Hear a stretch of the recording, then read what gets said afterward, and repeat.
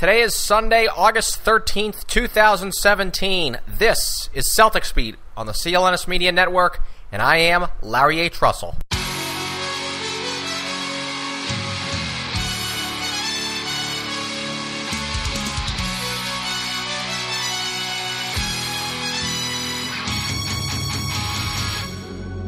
Episode number 222 of Celtics Beat, presented by today's sponsor, Audible, with an unmatched selection of audiobooks, original audio shows, news, comedy, and more. Get a free audiobook with a 30-day trial at www.audible.com/CelticsBeat. So, I would love to suggest an audiobook on the 2008 Celtics, with this season coming up being the 10th anniversary of the last Celtics championship season, which we can now actually celebrate, too, as an anniversary, not a drought, which is the last time. That's what that one certainly felt like. And doing so today in a unique manner because CLNS, which will officially be rebranded as CLNS Media now in just a matter of weeks, would not be here today without the 2008 Celtics. It spawned this entire operation well out of the Celtics. So our dearest guest today, with us here right now, Mr. Nick Gelso. Nick, of course, you're welcome for being here on this show. Thank you. You know, we all have not just fond memories of the playoff run, the comeback against the Lakers, the capper against the Lakers, Game 7 against LeBron, but the whole season, I mean, going all the way back to the Garnett trade on the final days of July 2007. I mean, I know you remember that old commercial that played throughout that entire season. I remember finding out about you commercial. You remember that, I assume, right? You're supposed to start agreeing. Of course. Yes, okay. Sure. Listen, that was a terrific ad, and you know me and Delvin ads as much really as anyone, but that was an ad that really resonated because there were many of us who were that euphoric during the process of the Garnett trade, and of course, its eventual completion. For me, I didn't really get to experience the title seasons of the 80s. I started following the team at the back end of the big 3 years. We all had to put up with Todd Day jacking up shots from everywhere on the floor. I'm a veteran all-star Antoine Walker. Going to those games at the then Fleet Center, and it's all middle school kids in Vince Carter jerseys, Allen Iverson jerseys. Kobe. You're a little different. You got to experience 86. But then you bailed. You checked out for the 90s and most of the aughts. But then you got back on board. So could you take me back to your decision? What went through your mind? And for that matter, when was it in 08? Was it at the Garnett trade? Did you wait for them to start out 20-2 before you said, okay, I'm going to bandwagon back on the Celtics as they're worthy of my time again? I love how you're throwing these jabs at me like I'm a bandwagon fan. Not too many people. Come on, you just got done saying you came in the tail end of the big three. I sat 22 years without a championship. It just so happened that I got into the restaurant business and got extremely busy and wasn't able to sit by a television 42 games out, 82 games out of a year. Check the newspaper the next day. And absolutely not. Have you ever been in the restaurant business, Larry? No. All you do is chef and you manage and you deal with customers. But the 90s, I have to correct you there because in the 90s, those brutally horrific years, I didn't check out, dude. I was still a hardcore fan throughout. I think I got to be honest with you, I checked out when Paul Pierce, I think it was against the Pacers, came out in the fake bandage and pretended like he got 5 playoffs. That was really when I said, okay, I've officially seen enough. So I really had about a 2-year period where I didn't pay attention at all. But with the big three, I mean, it just so happened that I was getting out of the restaurant business at that time and was able to start paying attention again. Good timing because it was something to watch and they were on national TV again. Don't forget, Larry, in the 90s, there was no league pass. I'm not in the Boston market. So having had to watch, you watched the box score or you watched highlights on ESPN, and there weren't too many in the 90s. But back to what I was saying, 07, 08, I was getting out of the business, and once you get out of a big operation like the restaurants that I had, you lose a sense of need, and I needed something to keep me occupied and not depressed, and I started to bash on LeBron on Facebook, which turned into a Bleacher Report featured columnist role that turned into North Station Sports, which was the original CLNS, and that's kind of how it happened. coinciding, and of course there was a lot of enthusiasm about that team. It wasn't hard to talk about. I want to get to that later, for the whole No spawning of CLNS. But just even going back to that season, the memories that you had of that season. First off, did you watch the 07 lottery, May 22nd? Did you watch I that? did. Okay. What were your feelings after that? Because I remember after that occurred, I mean, it felt like I swallowed a bicycle. I was like, it was a 22-year drought. I thought, I mean, this is going to be, oh my goodness, this is at least another 10 years now. I mean, what were your feelings after that lottery? Yeah, I mean, it was upsetting. I mean, but for an old school fan, having watched what Patino did in gutting all the tradition and culture out of the franchise with the new ownership group and bringing Danny Ainge back, and the enthusiasm had started to come back, at least from where I was, to say, okay, Nick. Danny Ainge was reviled. Not for me, man. Not for me. I remember he was reviled, but not for me. Not for me either. But there were, I mean, we were endangered species. We were few and far between people who. Well, not for Justin Poole and John Duke. I tuned into during the lottery in 07. I had it on mute and listened to Celtic Stuff Live's Celtics blog draft show. And yes, there was go back in the archives and take a listen, because it sounded like someone died. No, it was It was bleak, but did you think it was going to be another 10-plus years after that? I thought there was that was a lottery where I felt it was never going to happen.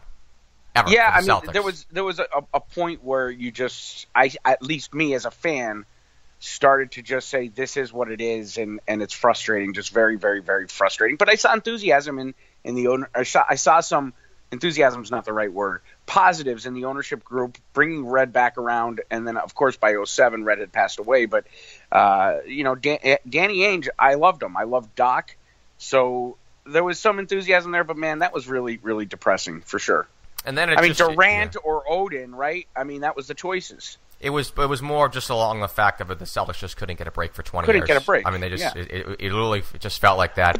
And then they've gotten plenty of breaks since, but it changed on a whim. I don't want to call it on a whim. The Ray Allen trade at the time was like, okay, whatever. But the whole Garnett thing, it changed. Okay, go ahead. I was excited about the Ray Allen trade. I didn't think it made them a contender, but it at least solidified Paul as hopefully not wanting to be traded. So, and then I didn't. I mean, I was Nostradamus that I knew that it was going to change Garnett's mind and he was going to want to come now, but there was at least something to look forward to. I guess hindsight's 20/20. At the time, it was kind of devastating. A lot of us at the time, when we look back on it, we say, "Oh, as soon as they traded for Garnett, they were title contenders." That was not the perception. Mr. Bob Ryan. Bob Ryan, exactly. Yeah. This is a second round and out team that win 50 games in the regular season. There's no way they can make it past the second round. If you can remember how you felt after the Garnett trade, listen. It's probably going to be pat myself on the back. I thought they were going to the NBA Finals that year after the Garnett trade. I didn't think they would win. I thought they'd make the NBA Finals. I thought they'd follow sort of a similar path to the Heat when they got Shaq. The Heat needed 1 year for everything to sort of really come together, and then they actually had a very strange season the following year. But I thought it was going to take a year. Okay, go. Yeah, if this were today, I think I would say I would have been on the Bob Ryan stance. But having been a diehard fan back then, the enthusiasm in my life you didn't really for the care. Celtics, it was just like finally they're good again.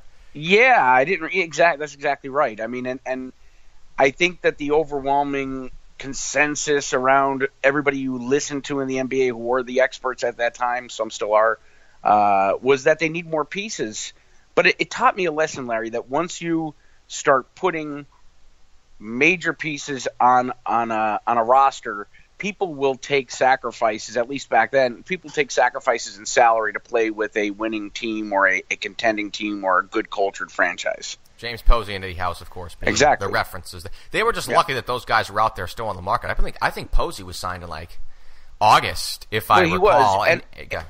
And the thing is, I mean, and I don't want to get too far ahead of ourselves here. We're talking about 08, but I think that is probably one of Danny's biggest failures, not re-signing Posey for 09.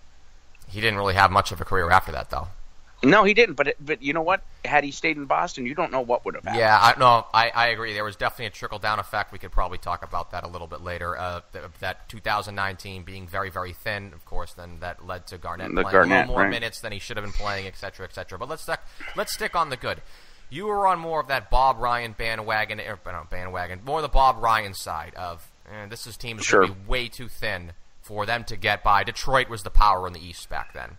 And, of course, Cleveland was coming off the NBA Finals as well. But that was never really taken too seriously. But the Detroit thing, for a throwback fan, it made it even more compelling because there was a possibility, which did end up being probably the letdown, not the letdown, but the least compelling exciting series. Yeah, but it was so great in that run. What made it so special, I know we'll get to the playoffs, but having fought against Atlanta and then Detroit and then LA, it was like take this roster and put it back in the mid to late 80s, and it was kind of like that was how their road to the finals was back then. So seeing the franchises go up against each other like that, those throwback franchises, made it even more exciting. The Detroit storyline was the storyline of that season. It was all, the Celtics. Yep. That was my feeling. It was really the Celtics needed a year to. I thought they would still beat Detroit in that playoffs, but it was sort of that Detroit team had been together for so many years. I believe they had been to 6 straight Eastern Conference Finals. Yep. They had been to back-to-back NBA Finals a little earlier in the decade.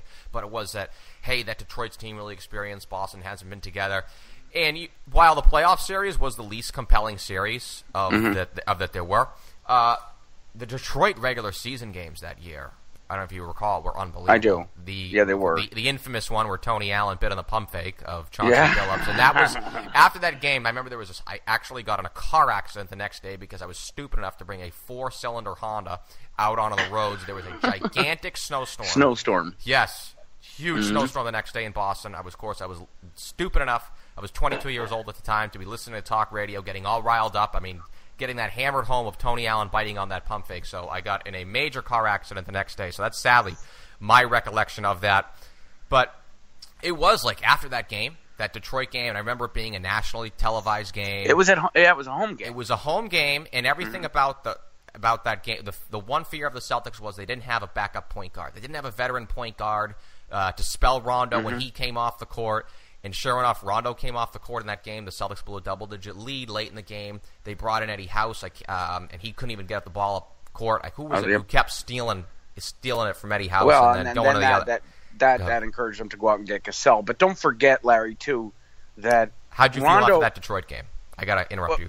What was your feeling after that Detroit loss? Well, my feeling was that they needed somebody to back up Rondo. I mean, clearly, I still wasn't dejected to the point where I thought they couldn't beat them because at that point, they were playing so well prior to that, it was, I felt like it would be a good competitive series. My concern going into that season was the point guard position, not just to spell Rondo, but Rondo was unproven. Yeah, but it didn't take long for him to prove himself. That was quick.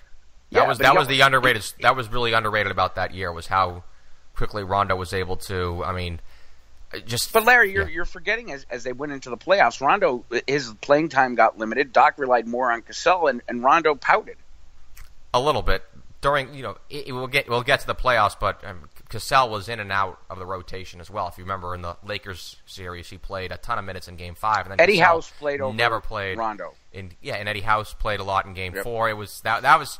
There were so many really goofy quirks about that season, and one of them, of course, was Doc Rivers not having a rotation the entire season. They never had a set rotation. Of course, we're going to get to the playoffs, but I remember Tony Allen coming in off the bench, ice cold for Game 5. We were watching that, bunch of my friends, we were just screaming at Tony Allen coming into the game. Anyways, once again, save that for we'll try to do this chronologically as best we could. Just, I guess, browse around the regular season. The Detroit thing was the storyline of the regular season. It really was. No, it wasn't. Detroit. Oh, it might have been the storyline of the regular season. Maybe but of the regular season, I think that the long lasting or the trip that defined the season was the Texas Triangle. Yeah. Correct. I was going to ask you, was that your epiphany moment of this team is the favorite to win the NBA championship? Yeah, because everything changed after that. I remember watching the San Antonio game in particular and thinking, okay, this team has arrived. And you talked earlier about, feelings after the draft. And I think it all culminated probably with that moment in saying, from the draft to where they could go to Texas. And in that time, that was a tough road trip with those teams. Brutal. And sweep it. I remember getting teary-eyed, thinking this team has arrived, and getting feelings of throwbacks to the 80s when they were competitive every single year. You remember who the hero of the San Antonio game was too, right? Who was the Cassell. hero? He had a couple he hit a couple big shots from the top of the key down the stretch. He did his big ball dance, and it was wow. I remember watching Paul Perillo on, I think it was Fox Sports Net back then. It might have been Comcast, so forgive me, but if one of those channels. And he came. I remember sharing the same sentiment. He's just like, this team is absolutely loaded, unstoppable. 10 yeah, deep. They don't have, and of course that was really Cassell's really only moment with the team. But it was really. I thought they were a title-ish team. And you're right. After the San Antonio game, when they came back from like 25 down in that game, it was like something like 24-9, something like that. Larry, like one of those weird scores. And after that game, I said, they're the perennial favorites. I know they're inexperienced, but they're so much better than everybody else, and they're so much deeper. I don't see a weakness of the team. Go ahead. Now, again, going back, at that time, I was in the PA market, not having access to Boston games, and I don't remember if that game was nationally televised on my cable. It might have been an NBA TV game. I know it was on a Monday because the next day they went to Houston on a Tuesday that was nationally televised on TNT, and that was when Houston had that 24-game winning streak or whatever. They ended that on a back-to-back. Then they played another nationally televised game on a Thursday in Dallas. That Dallas game, they probably played a C-minus game against a pretty decent Mavericks team, and they still won. The Mavs win and the Rockets game when they ended the long winning streak, to me, were bonuses. Like I said, it was the San Antonio game. Could I step back to the San Antonio game? So yes. That I mentioned about, getting kind of teary-eyed. Well, the cable went out. It was either the cable or the broadband. I don't remember. And I had to listen to the game on NBA.com, but on the radio, which picked up Grandy. And it was my first experience in having Grandy call the game in a winning environment. And the way he called that game is what brought me to tears. It was just amazing. It was amazing. So Sean Grandy, thank you. The end of the 22-year odyssey. I know he had that one scripted. He had that. He started the script before that game. Yeah. So let's just fast forward to the playoffs, because the rest of the season after that was really it was ceremonial after the Texas Triangle. Sure was. And there was playoff doubts almost immediately. I mean, as there should have been. Well, it was really those middle games in Atlanta. They were disastrous, and the middle games in Cleveland were disastrous as well. How are you feeling, say, after Game 6 against Cleveland? I think that the biggest concern in both the Atlanta and the Cleveland series was, and of course that they couldn't win on the road, but the fact that this experienced veteran team was getting so rattled by the crowd. The Atlanta crowd especially. The Atlanta crowd, which I cannot believe we're actually saying that. I know the crowd was fans in so Atlanta, good. But they were so good in that series, and it was so they hated each other, those two teams, with Pachulia, and it just, the concern was, do they have the composure? And again, it was a lot of Doc's rotations. At that point, I don't think they were even figured out. He never figured it out. He never had a rotation the entire year. So that was the big concern, and I remember, and I don't, again, getting ahead of ourselves, but when the Celtics won that, they lost that game at home against Detroit. It was either 1 or 2. Two. It was 2, and then they were forced to win on the road. They came back and they just crushed when they went on the road. They crushed them.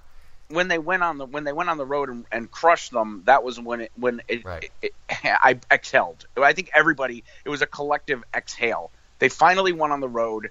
It had broke that little two round jinx, and now it didn't matter who they played in the finals or what team showed up in the rest of the Detroit series. It was a foregone conclusion. The Celtics were going to win the championship, in my mind.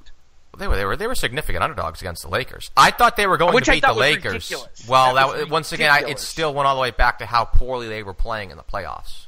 But still, the Lakers team didn't have if you put the roster side to side, the Lakers rolled in the West. If you recall. What? Excuse me? They rolled.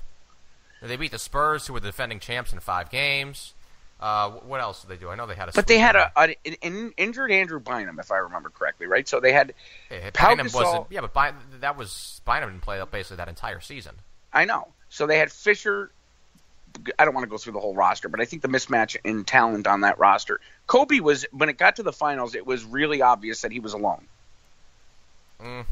Listen, I thought they were going to beat the Lakers. I definitely did not have it as a cinch. Let's talk about what's more important. Yeah. How did you feel when you're a PR guy, you love the commercials.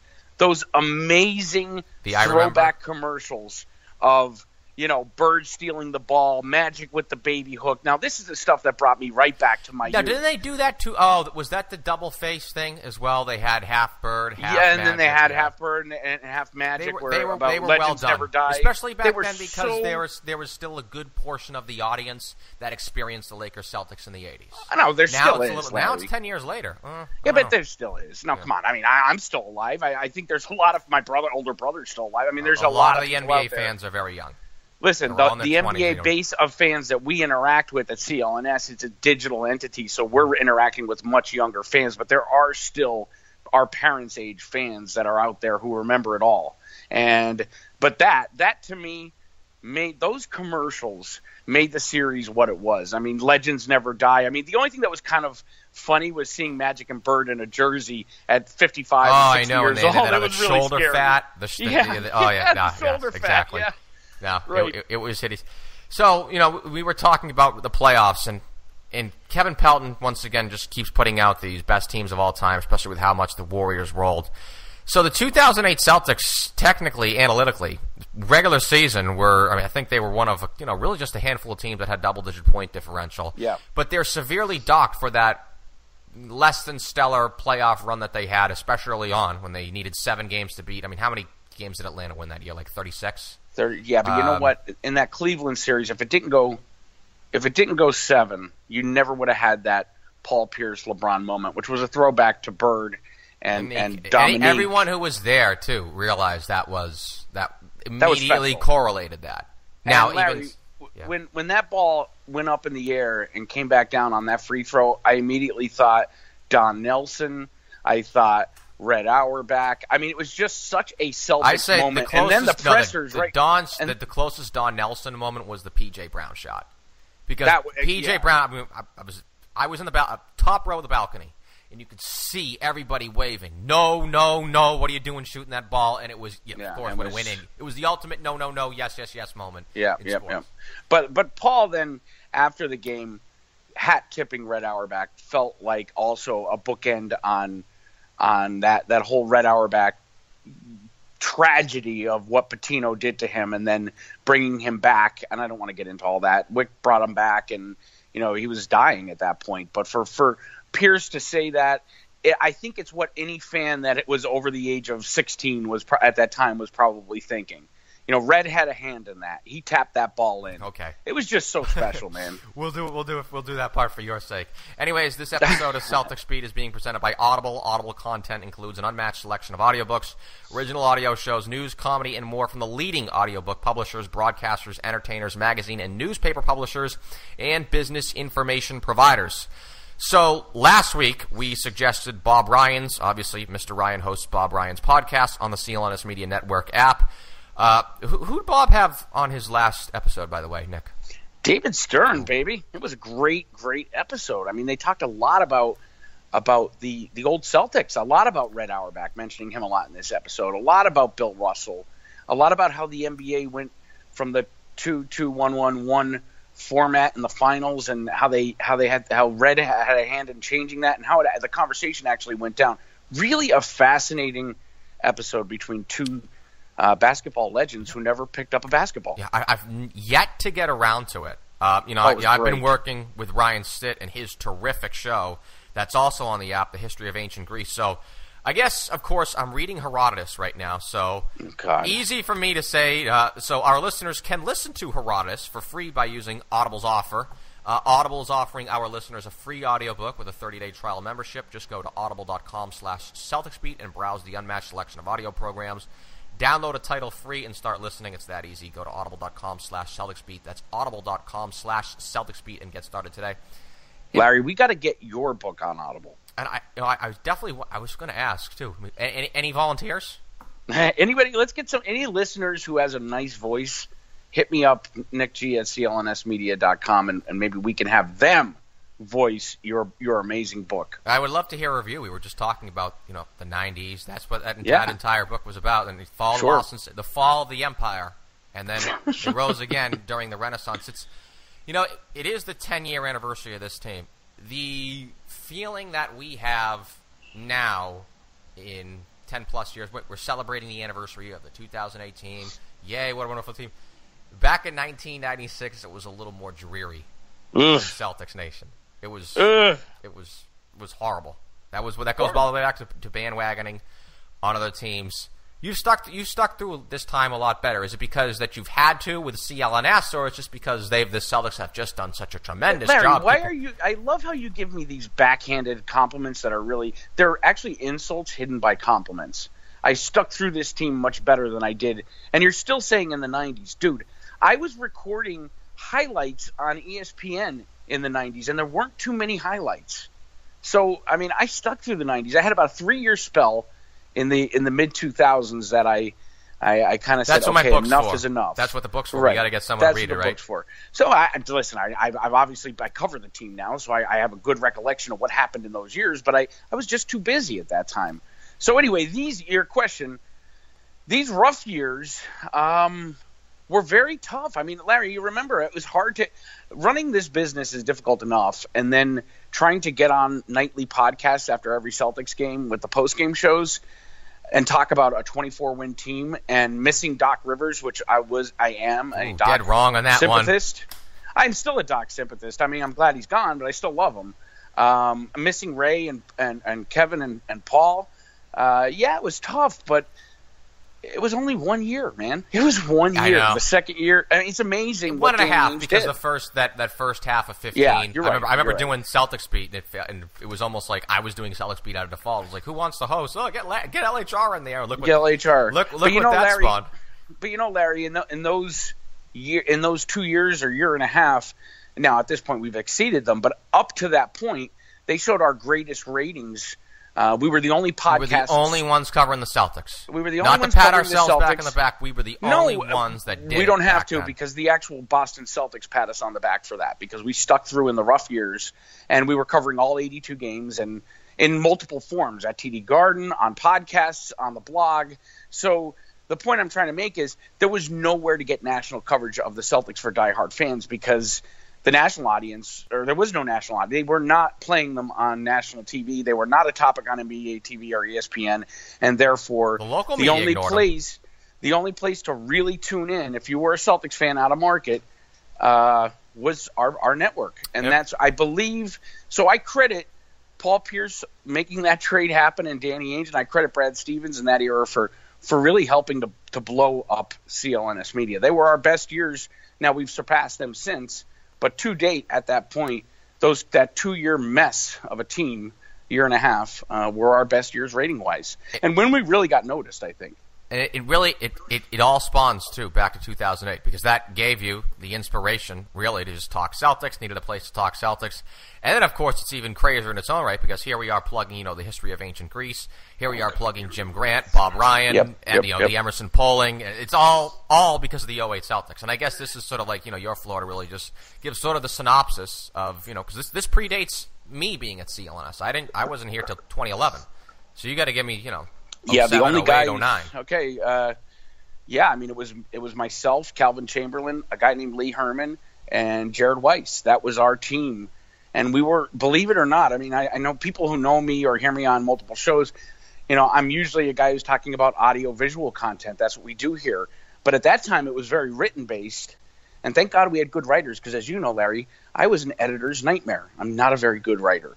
So it was so much fun.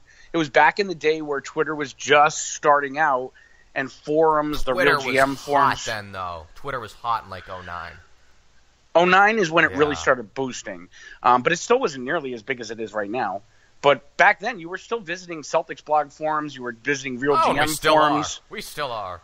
We still are, but that was the basis of how those were the only places, really. Now they were the places. So, your goal was to get linked up by Shirley at Celtics blog. You got that link. You got an immediate 1,000 hits on your article. And it was fun. It was competitive, but it was fun. And it was always my thought that powers in numbers and some other people in the Celtics blogosphere, quite a few, don't feel that way. So I tried to really connect myself with Jay King and Greg Payne, and they were the guys who were blogging at that time with Jeff Clark. Obviously, that partnership still is actually gotten closer this year. And even then, back then, you got to shout Elrod Enchilada and his 10,000-word columns of like every single trade idea, known to man on Real GM. And then they were must-read stuff. They were terrific. For me, I had to skim. 10,000 is just they were about 10,000. They were like three. Oh no, my articles were were like pamphlets compared to his. Yeah, pamphlets. I mean, he literally wrote like the New Yorker. Like they were New Yorkers. To kind of really culminate that whole period was by 2010, Twitter was there, but that run, if you remember, I don't want to get off 08, but that run was so unlikely. And when the Celtics beat Orlando in Boston, I remember there was no text. There was very little texting back then. My phone rang. It was Quapped. It was John Corrales. It was Jay King. It was everybody. And I was calling people, and we were all just like, holy cow, they did it. They're going back to the finals. Those games that I went to in 10, were better in 08, in my opinion.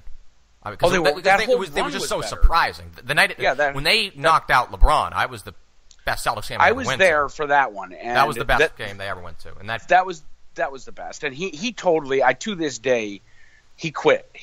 And I think, not to bring it to current day. We had so much fun that night. Oh my God! Could you imagine? I mean, the ball busting in the stands for LeBron was. Remember, they were chanting MSG. Knicks. Yes. New York Knicks. That was the best crowd that there ever was at a Celtics game. Literally, I mean, I was literally at them all since the new building, going all the way back to 2002 with the playoff run against the Nets, the championship night, and of course, I mean, that I hate to say what put it up against that, but the best crowds I thought were at those 2010 games for whatever reason. There was Game 3 against the Lakers. They lost that game, but the crowd was just electric that night. Electric. What a game that was. That was Derek Fisher's game. That was a Derek Fisher game, I know. But anyways, you're right. Not to get off 08. The crowds then, it was just, it's sad. It's so long ago, too. If you were to ask me my favorite run, it's 10 versus 08. I take 10 even though they lost. The week the finals were in, they had the 2-3-2, so the finals were in Boston for a whole week, right? I think Game 3 was a Tuesday. It was 2-2-1-1-1 then. No, it was 2-3-2. It was. They changed it after that season, Larry. Google it. Okay, how much do you want to bet? We are recording on air. The first time I did 2-2-1-1-1 was 2014 against the Spurs. The 2-3-2. No, you're right. Yeah, 2-3-2 was still the format. So it was 2-3-2. I remember the Game 3, the Fisher game, was a Tuesday. It went Tuesday, Thursday, Sunday. Yeah. If I recall. And that week, the finals was in Boston. It was the greatest week of my life. So that's kind of sad. Yeah. Let's get. Yeah, I know. We're gonna move around. We're gonna move along to this upcoming season. First off, listen, I've kind of transitioned from the off season, thoughts on the off season, but I'll give you sort of just a brief thoughts on the off season, thoughts of going into this season as well, because you're going to be heavily involved with Celtics coverage, more so than you ever have this year with Guard Report. We're going to get into that, but just give me your opinions and your takes from this past June and July. I mean, having covered Summer League, I mean, I know it's not so much Summer League, but it's Summer League. But Tatum was just so NBA ready, not to say he's going to be jumping out immediately. Coach Mix won't even play 8 minutes a game. That's what he said. I think I'm re-energized by Kevin Pelton's silly projections with the algorithms and everything. This team I think they're going to compete. There's going to be an area of adjustment, obviously, with any roster. That this is a whole new roster for the most part. I think it's all but 5 players. No, I know. It seems it's the case outside of last year. It seems to be the case every year for the last 8-9 years. They're just new rosters. But yeah. Anyway, I don't see how you add Gordon Hayward and guys like Isaiah and Al, their efficiency. Maybe their numbers will come down, but their efficiency is going to go up. And Hayward is going to benefit from the system that the Celtics play. I think a lot, unfortunately, and this is kind of like a dodgeball answer, but a lot is going to no politics here, man. Just real quick, just give me a win total and how the season's ending. Total. Right, let's say goodness. 55 wins. Celtics. Now, how the season is ending really depends on what happens in Cleveland. I think a lot. But I can see how's the Celtics making it to the finals. The Celtics can make it to the finals and get killed by the Warriors. They will get killed. And if they do end up, if Cleveland's intact and they do end up playing Cleveland in its current state, the Celtics can obviously push it 7 games, and I think they'll have a better regular season record, which means it would be at TD Garden, which changes a lot. They play well at home. Talk about now what you're going to be doing for the Garden Port this year as well, too. That's feel free man. to plug every CLNS. year I've pretty much commuted from PA to Boston several times a month or once a month at least to come up and be at the Garden. Well, this year I'm moving up permanently, and we'll be at the Garden for all home games, and the CLNS audience Celtics fans can expect a lot of practice coverage, a lot of behind-the-scenes stuff that they have not seen in previous years, and I couldn't be more excited, man. I mean, again, alongside Jimmy Toscano, Trags is obviously going to be on the team this year. Josue will be around again. Weiss will be around again. But I'm pretty honored to share the camera with Jimmy and Jared and right there on the parquet floor after every single home game and select road games, Larry. We're going to travel, too. You're going to travel, not me. I don't know what this we is. That's you don't French. Even travel outside of your studio, man. Schedule has been trickling out. The opener is Cleveland, right? I nailed the opener. Cleveland. You nailed the opener. And you did. And I also I also now get to recuperate my sufficient sum that I wagered with Trags about the Golden State in Cleveland will play on Christmas. Did not get the Christmas game correct though. Washington, did you predict with the Washington one? Or I saw that on Twitter from you said on YouTube, verified accounts. On YouTube. Okay. So I predicted the Wizards, but I never ever predicted it to be a TD Garden. However, who wants to play in Washington? So the Garden staff is going to have to work this year on Christmas. But hey, man, couldn't be more exciting. We're going to actually see TD Garden, the parquet floor on Christmas, first time in 50 years. I was going to say, the last time was what, like 64 or something like that? Yeah, 64, 65, somewhere around there. It only happened one time. It's too bad. It's just too late in the day for me. Oh, well. Anyways, that is going to do it for this week's edition of Celtics Beat. Music was provided by Chuck Dietz and Steph Legrateau, per usual. Today's sponsor was Audible. If you want to listen to it, Audible has it with an unmatched selection of audiobooks, original audio shows, news, comedy, and more. You'll find what you're looking for. Get a free audiobook with a 30-day trial today by signing up at www.audible.com/CelticsBeat. Thanks to everyone who don't just make this podcast the #1 Celtics podcast on iTunes, but for listening in mid-August. We always do here 52 weeks a year. And again, CLNS founder, Mr. Chelso, you are welcome for the invite. I thank you not just for the invite, but for working as hard as you do, man. And thank you to the listeners every single week. This is Larry H. Russell signing off for episode number 222 of Celtics Beat, powered by CLNS Media.